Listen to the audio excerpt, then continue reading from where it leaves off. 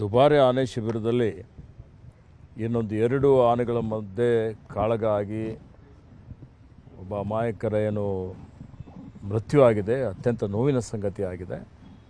ಭಾಳ ಯಾರೂ ನಿರೀಕ್ಷೆ ಮಾಡದ ರೀತಿಯಲ್ಲಿ ಈ ಒಂದು ಘಟನೆ ನಡೆದು ಹೋಗಿದೆ. ಹೀಗಾಗಿ ನಾನು ಈಗಾಗಲೇ ಅರಣ್ಯ ಇಲಾಖೆ ಅಧಿಕಾರಿಗಳಿಗೆ ಸೂಚನೆ ಕೊಟ್ಟಿದ್ದೇನೆ. ಯಾವುದೇ ನಮ್ಮ ಆನೆ ಶಿಬಿರಗಳಲ್ಲಿ ಪ್ರವಾಸಿಗರೇನಿದ್ದಾರೆ ಅವರಿಗೆ, ವಿಸಿಟರ್ಸ್ಗೆ ಆನೆಯ ಸಮೀಪ ಯಾರೂ ಬರದ ರೀತಿಯಲ್ಲಿ ನೋಡಿಕೊಳ್ಳಬೇಕು ಅಂತೇಳಿ ಹೇಳಿದ್ದೇನೆ. ಮತ್ತೊಂದು SOP ಹೊಸದಾಗಿ ಪ್ರಿಪೇರ್ ಮಾಡಿ ಅದನ್ನು ಕಟ್ಟುನಿಟ್ಟಾಗಿ ಜಾರಿಗೆ ತರಬೇಕು ಅನ್ನುವಂಥ ಒಂದು ಸೂಚನೆಯನ್ನು ಕೊಟ್ಟಿದ್ದಾನೆ.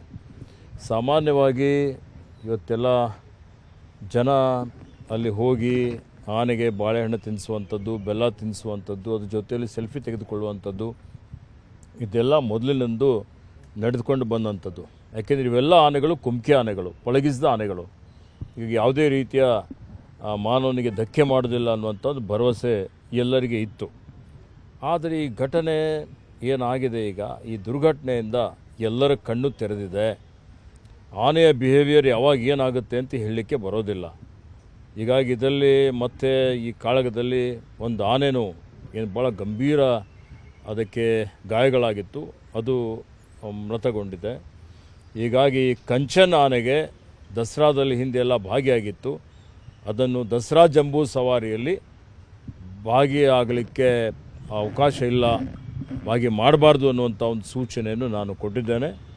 ಮತ್ತು ಮುಂಬರುವಂಥ ದಿನಮಾನಗಳಲ್ಲಿ ದಸರಾ ಜಂಬೂ ಸವಾರಿಯಲ್ಲಿ ಸಹಿತ ಜನರು ಆನೆಯ ಸಮೀಪ ಬರದ ರೀತಿಯಲ್ಲಿ ಒಂದು ಈ ಕಾರ್ಯಕ್ರಮ ಆಯೋಜನೆ ಮಾಡಬೇಕು ಅನ್ನುವಂಥದ್ದು ಕಟ್ಟುನಿಟ್ಟಿನ ಸೂಚನೆಯನ್ನು ನಮ್ಮ ಇಲಾಖೆ ಅಧಿಕಾರಿಗಳಿಗೆ ಕೊಟ್ಟಿದ್ದೇನೆ.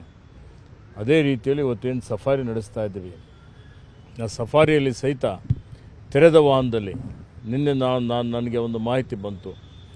ಏನು ಸಫಾರಿ ವಾಹನಗಳಿದ್ದಾವೆ, ವಾಹನಗಳ ಮೇಲೇನೂ ಆನೆಗಳು ದಾಳಿ ಮಾಡ್ತಾ ಇರ್ತಕ್ಕಂಥದ್ದು. ಹೀಗಾಗಿ ಇದು ಅತ್ಯಂತ ಗಂಭೀರತೆಯಿಂದ ಸರ್ಕಾರ ಇದನ್ನು ಪರಿಗಣಿಸಿದೆ. ಮತ್ತು ಸಾರ್ವಜನಿಕರ, ನಮ್ಮೇನು ಪ್ರವಾಸಿಗರಿದ್ದಾರೆ ಅವರ ಒಂದು ಸುರಕ್ಷತೆಯ ದೃಷ್ಟಿಯಿಂದ ಇವತ್ತು ತೆರೆದ ವಾಹನಗಳು ಅದಕ್ಕೆ ಅವಕಾಶ ಮಾಡಿಕೊಡೋದು ಬೇಡ.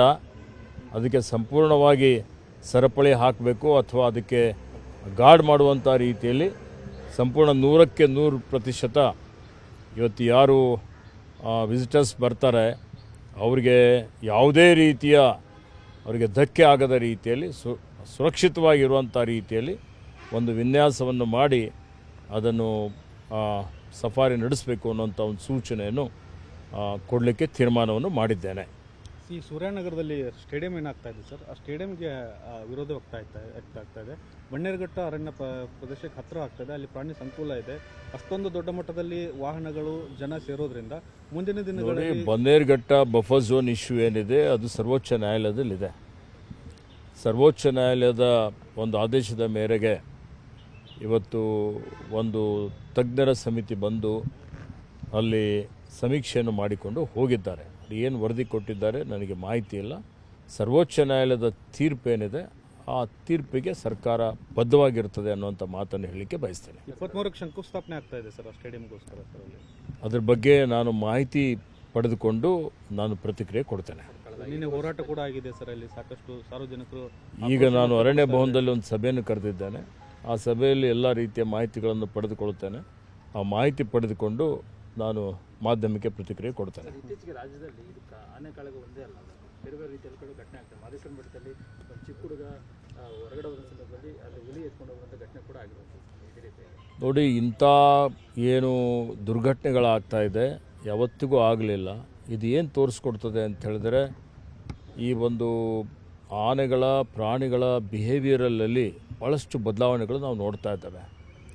ಯಾಕೆ ಅವರಲ್ಲಿ ಬಿಹೇವಿಯರಲ್ ಚೇಂಜಸ್ ಇದೆ ಅನ್ನುವಂಥದ್ರ ಬಗ್ಗೆ ತಜ್ಞರು ಅದರ ಬಗ್ಗೆ ಅಧ್ಯಯನವನ್ನು ಮಾಡಿ ವರದಿ ಕೊಡುವಂಥದ್ದು ಅವಶ್ಯಕತೆ ಇದೆ. ಹೀಗಾಗಿ ಅದು ನಮ್ಮೆಲ್ಲರಿಗೆ ಒಂದು ಎಚ್ಚರಿಕೆ ಗಂಟೆ ಆಗಿದೆ. ನಾವು ಅದನ್ನು ಅತ್ಯಂತ ಗಂಭೀರತೆಯಿಂದ ಅದನ್ನು ಪ್ರಕರಣವನ್ನು ತೆಗೆದುಕೊಂಡು ಅದಕ್ಕೆ ಪೂರಕವಾಗಿ ಒಂದು ಮುಂದಾಲೋಚನೆಯನ್ನು ಇಟ್ಕೊಂಡು ಮುಂಜಾಗ್ರತೆ ಕ್ರಮ ತೆಗೆದುಕೊಳ್ಳುವಂಥದ್ದಕ್ಕೆ ಎಲ್ಲ ರೀತಿಯ ಒಂದು ಮಾರ್ಗಸೂಚಿಗಳನ್ನು ಮತ್ತು ಎಲ್ಲ ರೀತಿಯ ಸಿದ್ಧತೆಗಳನ್ನು ಮಾಡಿಕೊಳ್ಳಲಿಕ್ಕೆ ನಾನು ಅಧಿಕಾರಿಗಳಿಗೆ ಈಗಾಗಲೇ ಹೇಳಿದ್ದೇನೆ. ಲಾಸ್ಟ್ 5 ವರ್ಷದಲ್ಲಿ 270 ಸಾವಾಗಿದೆ ಸರ್ ವನ್ಯಜೀವಿ ಮಾನವ ಸಂಘರ್ಷದಿಂದ. ಅಲ್ಲಿ ಹೆಚ್ಚು ಆನೆದೇ ಆಗಿದೆ, ಸುಮಾರು 188 ಆನೆಯಿಂದಲೇ ಸಾವಾಗಿದೆ. ನೋಡಿ, ಅತಿ ಹೆಚ್ಚು ಸಾವುಗಳು ಇಡೀ ದೇಶದಲ್ಲಿ ಆನೆಯಿಂದಲೇ ಆಗ್ತಾ ಇದ್ದಾವೆ. ಎಲ್ಲಕ್ಕಿಂತ ಹೆಚ್ಚಿನ ಆನೆಗಳು 6395 ಆನೆಗಳು ನಮ್ಮ ರಾಜ್ಯದಲ್ಲಿ ಇದ್ದಾವೆ. ನಮ್ಮ ರಾಜ್ಯದಲ್ಲಿ ಆನೆಯಿಂದ ಪ್ರತಿ ವರ್ಷ 30ರಿಂದ 40 ಜನ ಮೃತಪಡ್ತಾ ಇದ್ದಾರೆ. ಇವತ್ತು ಒರಿಸ್ಸಾದಲ್ಲಿ 1000-2000 ಆನೆ ಇರ್ಬೋದು, ಅಥವಾ ಪ್ರತಿ ವರ್ಷ 100 ಜನ 150 ಜನ ಅಲ್ಲಿ ಆನೆ ತುಳಿತದಿಂದ ಮೃತಪಡ್ತಾ ಇದ್ದಾರೆ. ಜಾರ್ಖಂಡದಲ್ಲಿ ಕಡಿಮೆ ಆನೆ ಇದ್ದರೂ ಸುಮಾರು 100 ಜನ ಆನೆಯಿಂದ ಮೃತಪಡ್ತಾ ಇದ್ದಾರೆ. ಈ ಆನೆ ಮಾನವ ಪ್ರಾಣಿ ಸಂಘರ್ಷ ಏನಿದೆ, ಇದನ್ನು ತಡೆಗಟ್ಟಬೇಕು ಅಂತೇಳಿ ನಾನು ಸಚಿವನಾದ ಮೇಲೆ ಭಾಳಷ್ಟು ರಾಷ್ಟ್ರೀಯ ಮಟ್ಟದ ಒಂದು ಸಮ್ಮೇಳನ ಮಾಡಿದ್ದೇವೆ, ಕಾರ್ಯಾಗಾರ ಮಾಡಿದ್ದೇವೆ, ಅಂತಾರಾಷ್ಟ್ರೀಯ ಮಟ್ಟದ ಕಾರ್ಯಾಗಾರವನ್ನು ಮಾಡಿದ್ದೇವೆ, ಒಂದು ತಜ್ಞರ ಒಂದು ಸಮಿತಿಯನ್ನು ರಚನೆ ಮಾಡಿದ್ದೇವೆ. ಅವರು ವರದಿಯನ್ನು ಕೊಡ್ತಾ ಇದ್ದಾರೆ. ಹೀಗಾಗಿ ರೈಲ್ವೆ ಬ್ಯಾರಿಕೇಡ್ ಮಾಡ್ತಾ ಇದ್ದೇವೆ, ಟೆಂಟಕಲ್ ಫೆನ್ಸಿಂಗ್ ಮಾಡ್ತಾ ಇದ್ದೇವೆ, ಆನೆ ಕಂದಕಗಳನ್ನು ನಿರ್ಮಾಣ ಮಾಡ್ತಾ ಇದ್ದೇವೆ, ಕಮಾಂಡ್ ಸೆಂಟರ್ ಮಾಡಿದ್ದೇವೆ, ಜಾಗೃತಿ ಅರಿವು ಮೂಡಿಸುವಂಥ ಕೆಲಸ ಕಾರ್ಯವನ್ನು ಮಾಡ್ತಾ ಇದ್ದೇವೆ. ಹೀಗಾಗಿ ಎಲ್ಲೆಲ್ಲಿ ಏನೇನು ನ್ಯೂನತೆಗಳಿದೆ ಅದನ್ನು ಸರಿಪಡಿಸಲಿಕ್ಕೂ ಪ್ರಯತ್ನ ಮಾಡ್ತಾ ಇದ್ದೇವೆ. ಸಿಬ್ಬಂದಿಯ ನೇಮಕಾತಿಯನ್ನು ಮಾಡಿದ್ದೇವೆ, ಎಲಿಫೆಂಟ್ ಟಾಸ್ಕ್ ಫೋರ್ಸ್ ಮಾಡಿದ್ದೇವೆ. ಹೀಗಾಗಿ ಎಲ್ಲ ರೀತಿಯ ಕ್ರಮಗಳನ್ನು ತೆಗೆದುಕೊಂಡಿದ್ದೇವೆ. ಆನೆ ಪ್ರಪೋರ್ಷನ್ಗೆ ಹೋಲಿಕೆ ಮಾಡಿದರೆ ಕರ್ನಾಟಕದಲ್ಲಿ ನೋಡಿ ಸಾವೇ ಆಗಬಾರ್ದು. ಇವತ್ತು ನಮ್ಮಲ್ಲಿ ಇವತ್ತೇನು ನಡೀತಾ ಇದೆ ಆ ರೀತಿಯಲ್ಲಿ ಇವತ್ತು ಬೇರೆ ಬೇರೆ ರಾಜ್ಯಕ್ಕೂ ಎಲ್ಲಿ ರಾಜ್ಯದಲ್ಲಿ ಆನೆಗಳಿಂದ ನಮಗಿಂತ 4 ಪಟ್ಟು ಸಾವುಗಳಾಗ್ತಾ ಇದ್ದಾವೆ. ಇವನ್ ನಮ್ಮ ಕಡೆಯಿಂದನೇ ಅವರಿಗೆ ಒಂದು ರೀತಿಯಲ್ಲಿ ಗೈಡ್ ಮಾಡುವಂಥದ್ದು, ಅವರಿಗೆ ಸಹಾಯ ಮಾಡುವಂಥ ಕೆಲಸನೂ ಅರಣ್ಯ ಇಲಾಖೆಯವರು ಮಾಡ್ತಾ ಇದ್ದಾರೆ. ಯಾಕೆಂದರೆ ಈ ಆನೆ ಸೆರೆ ಹಿಡುವಂಥ ಕಾರ್ಯಾಚರಣೆ ಏನಿದೆ ಅಲ್ಲ, ಇದು ಅತ್ಯಂತ ಅಪಾಯಕಾರಿಯಾದಂಥ ಒಂದು ಕಾರ್ಯಾಚರಣೆ. ಹೀಗಾಗಿ ಈ ಕಾರ್ಯಾಚರಣೆ ಮಾಡಲಿಕ್ಕೆ ಇವತ್ತು ಕುಮ್ಕಿ ಆನೆಗಳು ಬೇಕು, ಡಾಟ್ ಮಾಡೋಂಥವ್ರು ಬೇಕು, ವೆಟರ್ನರಿ ಡಾಕ್ಟರ್ಸ್ ಬೇಕು, ಅನುಭವಸ್ಥರು ಬೇಕು. ನಮ್ಮವರು ಮೊನ್ನೆ ಅರುಣಾಚಲ್ ಪ್ರದೇಶಕ್ಕೆ ಭಾಳ ಅತ್ಯಂತ ಅವರು ಕಷ್ಟದಲ್ಲಿದ್ದರು.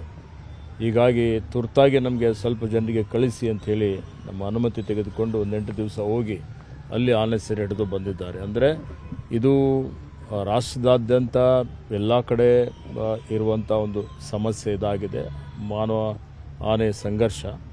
ಈ ಸಂಘರ್ಷ ತಡೆಗಟ್ಟುವಂಥ ಒಂದು ರೀತಿಯಲ್ಲಿ ಇನ್ನೂ ಹೆಚ್ಚಿನ ಕ್ರಮಗಳನ್ನು ತೆಗೆದುಕೊಳ್ಳುವಂಥದ್ದು ಅವಶ್ಯಕತೆ ಇದೆ. ಅದಕ್ಕೆಲ್ಲರ ಸಹಕಾರನೂ ಬೇಕಾಗಿದೆ.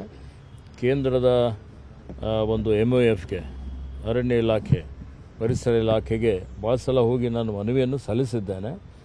ಹೀಗಾಗಿ ಅವರಿಂದ ಏನು ನಮ್ಮ ನಿರೀಕ್ಷೆ ಇತ್ತು, ಸಹಕಾರ ಏನು ನಾವು ಬಯಸ್ತಾ ಇದ್ದೀವಿ ಅದು ಸಿಗ್ತಾ ಇಲ್ಲ. ಆದರೂ ಮತ್ತೆ ಹೋಗಿ ಕೇಂದ್ರ ಸಚಿವರಿಗೂ ಭೇಟಿಯಾಗಿ ಇವತ್ತು ಇದಕ್ಕೆ ಸಹಯೋಗ ಮಾಡಬೇಕು ಅನ್ನುವಂಥ ಒಂದು ಕೋರಿಕೆಯನ್ನು ಮಾಡ್ತಾರೆ.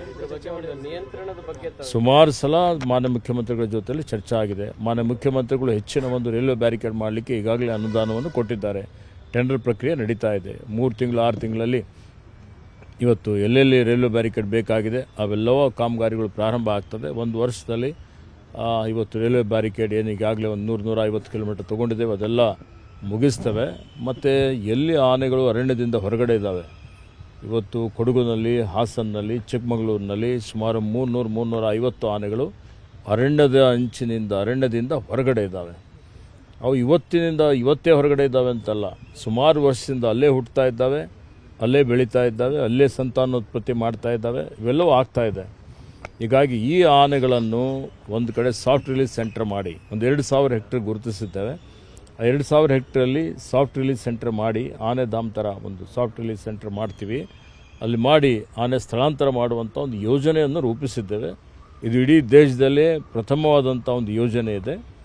ಹೀಗಾಗಿ ಇದನ್ನು ಇವತ್ತು ಯಾವ ರೀತಿಯಲ್ಲಿ ಯಶಸ್ವಿ ಆಗ್ತದೆ ಅನ್ನುವಂಥ ವಿಶ್ವಾಸ ನನಗಿದೆ. ನೀವೊಂದು ಚಿಂತನೆ ಬಗ್ಗೆ ಹೇಳಿದ್ರಿ, ಸಂತಾನಹರಣ ನಿಯಂತ್ರಣ ಒಂದು ಚಿಂತನೆ ಇದಕ್ಕೆ. ಸೊ ಅದೇನಾದರೂ ನೋಡಿ, ಇದು ಪರ ವಿರೋಧ ಎರಡೂ ಇದೆ ಇದಕ್ಕೆ. ಅದಕ್ಕೆ ನಾನು ನಮ್ಮದೇ ತೀರ್ಮಾನ ಅಂತಲ್ಲ, ಪಬ್ಲಿಕ್ ಡೊಮೇನಲ್ಲಿ ಬಿಟ್ಟಿದ್ದೇನೆ. ಇದ್ರ ಬಗ್ಗೆ ರಾಜ್ಯ ಮಟ್ಟದಲ್ಲಿ, ರಾಷ್ಟ್ರ ಮಟ್ಟದಲ್ಲಿ ಚರ್ಚೆ ಆಗಬೇಕು. ಇವತ್ತೇನು ಸ್ಟೇಕ್ ಹೋಲ್ಡರ್ಸ್ ಇದ್ದಾರೆ, ಸಾರ್ವಜನಿಕರಿದ್ದಾರೆ, ಇವತ್ತು ಪ್ರಾಣಿ ಪ್ರಿಯರು ಇದ್ದಾರೆ, ಪರಿಸರವಾದಿಗಳಿದ್ದಾರೆ. ಇವತ್ತು ಅರಣ್ಯ ಅಂದರೆ ಈ ಪ್ರಾಣಿಗಳಿಂದ ಏನು ಬೆಳೆ ನಷ್ಟ ಆಗ್ತಾ ಇದೆ, ಜೀವಹಾನಿ ಆಗ್ತಾ ಇದೆ, ಆ ಸುತ್ತಮುತ್ತಲಿನ ಜನರೂ ಇದ್ದಾರೆ, ಮತ್ತು ಪ್ರಾಣಿಗಳ ಸಂತಾನೋತ್ಪತ್ತಿ ಏನಾಗ್ತಾ ಇದೆ. ಹಿಂದೆ ಏನಿತ್ತು, ಬಂಡೀಪುರ್ನಲ್ಲಿ 111 ಆನೆಗಳಿದ್ದವು, ಈಗ 1000 ಆನೆಗಳಿದ್ದಾವೆ. 1000 ಆನೆಗಳು. ಅಂದರೆ ವನ್ಯಜೀವಿ ಸಂರಕ್ಷಣೆ ಕಾಯ್ದೆ ಬಂದ ಮೇಲೆ ಕಳ್ಳಬೇಟೆ ಎಲ್ಲ ಅದು ಎಲ್ಲ ಇವತ್ತು ನಿಷೇಧ ಆಯಿತು. ಅದಾದಮೇಲೆ ವನ್ಯಜೀವಿಗಳ ಸಂಖ್ಯೆ ಭಾಳ ವಿಪರೀತವಾಗಿ ಬೆಳೆದಿದೆ. ಈಗ ಉದಾಹರಣೆಗೆ ತಗೊಳ್ರಿ ನೀವು, ಚಿರತೆ ಇದೆ. ಈ ಚಿರತೆ ಈಗ ಅರಣ್ಯದಿಂದ ಈಗ ಪಟ್ಟಣಕ್ಕೆ ಬರ್ತಾ ಇದೆ, ಮಹಾನಗರ ಬೆಂಗಳೂರಿಗೂ ಬರ್ತಾ ಇದೆ, ಅಪಾರ್ಟ್ಮೆಂಟಲ್ಲೂ ಹೋಗ್ತಾ ಇದೆ. ಇಂಥದ್ರಲ್ಲಿ ಆತಂಕ ಆಗುತ್ತೆ. ಆತಂಕ ಆಗಿದ್ದಂಥ ಸಂದರ್ಭದಲ್ಲಿ ಇವತ್ತು ಏನಾದರೂ ಒಂದು ಕ್ರಮ ಕೈಗೊಳ್ಳಬೇಕಲ್ಲ. ಇವತ್ತು ಜನರ ಜೀವನ ಅಷ್ಟೇ ಮುಖ್ಯ ಇದೆ ಅಲ್ಲ. ನೋಡಿ, ಜೀವನೋಪಾಯ ಎರಡೂ ಅತಿ ಮುಖ್ಯ. ಹೀಗಾಗಿ ಇಂಥ ಒಂದು ಪರಿಸ್ಥಿತಿಯಲ್ಲಿ ನಾವು ಎಲ್ಲರೂ ಸೇರಿ ಒಂದು ತೀರ್ಮಾನವನ್ನು ಮಾಡಬೇಕಾಗ್ತದೆ. ವನ್ಯಜೀವಿಗಳ ಸಂರಕ್ಷಣೆ ಆಗಬೇಕು. ಇವತ್ತು ಮಾನವನ ಸುರಕ್ಷತೆಯೂ ಅಷ್ಟೇ ಒಂದು ಮುಖ್ಯ. ಜೀವ ಅತ್ಯಮೂಲ್ಯವಾದಂಥದ್ದು. ಜೀವ ಹೋದರೆ ಮತ್ತೆ ಬರೋದಿಲ್ಲ, ಅದನ್ನು ಲೆಕ್ಕ ಹಾಕಬೇಕಾಗತ್ತೆ. ಅವೆಲ್ಲ ನಿಟ್ಟಿನಲ್ಲಿ ಈ ಸಂತಾನೋತ್ಪತ್ತಿ ನಿಯಂತ್ರಣ ಮಾಡುವಂಥ ಒಂದು ಏನು ಚುಚ್ಚುಮದ್ದಾಗಲಿ ಅದ್ರ ಬಗ್ಗೆ ಚರ್ಚೆ ಆಗಬೇಕು ಅನ್ನುವಂಥ ಮಾತನ್ನು ನಾನು ಹೇಳಿದ್ದೇನೆ. ಮತ್ತು ಇದು ರಾಜ್ಯ ಮಟ್ಟದಲ್ಲಿ, ರಾಷ್ಟ್ರ ಮಟ್ಟದಲ್ಲಿ ಚರ್ಚೆ ಆಗಬೇಕಾಗ್ತದೆ. ವನ್ಯಜೀವಿ ಸಂರಕ್ಷಣೆ ಕಾಯ್ದೆ ಇದು ರಾಜ್ಯ ಕೇಂದ್ರ ಸರ್ಕಾರದ್ದು. ಹೀಗಾಗಿ ಎಲ್ಲರೂ ಸೇರಿ ಒಂದು ಇಡೀ ದೇಶದಲ್ಲೇ ನಡೀತಾ ಇದೆ. ಅದರ ಬಗ್ಗೆ ನೋಡಿಕೊಂಡು ಜನ ಹಿತದಿಂದ ಮತ್ತು ಸಮಗ್ರ ಎಲ್ಲರ ಒಂದು ಹಿತದಿಂದ ಒಂದು ತೀರ್ಮಾನವನ್ನು ಮಾಡಬೇಕಾಗತ್ತೆ. ನಿರ್ಭೀತ, ನಿಷ್ಪಕ್ಷಪಾತ, ವಿಶ್ವಾಸಾರ್ಹ ಸುದ್ದಿಗಳಿಗೆ ಮತ್ತೊಂದು ಹೆಸರಾಗಿರುವಂತ ನ್ಯೂಸ್ 18 ಕನ್ನಡ ಈಗ ಆಪ್ನಲ್ಲೂ ಲಭ್ಯವಿದೆ. ದಯವಿಟ್ಟು ಇಲ್ಲಿರುವಂತ QR ಕೋಡ್ ಸ್ಕ್ಯಾನ್ ಮಾಡಿಕೊಂಡು ಆಪ್ ಡೌನ್ಲೋಡ್ ಮಾಡೋದಕ್ಕೆ ಮರಿಬೇಡಿ. ನಿಮ್ಮ ಬೆಂಬಲ ಹೀಗೆ ಸದಾ ನಮ್ಮೊಂದಿಗಿರಲಿ. ಧನ್ಯವಾದ.